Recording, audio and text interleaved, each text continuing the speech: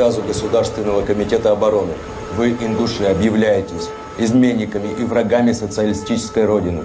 И все без исключения будете выселены отсюда навсегда. В Ингушетии запретили показывать фильм «Письмо», картину о депортации ингушей в 1944 году, в том числе в Казахстан. Решение приняло Республиканское министерство культуры. Фильм не разрешили показывать внутри региона, а организаторы кинофестивалей в России, по словам журналистов, теперь боятся включать его в программы из-за возможных проблем с властями. При этом «Письмо» снят при поддержке федерального Минкульта и был готов еще в 2021 году.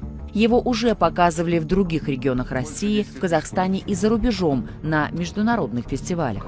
Официальная причина запрета – отсутствие прокатного удостоверения. Однако по закону для премьерных и предпремьерных показов такой документ не нужен. Как отмечают сами организаторы кинофестивалей, фильм рассказывает о тех событиях слишком откровенно. Именно поэтому он и неудобный. Слушайте и читайте ЗТБ Ньюс.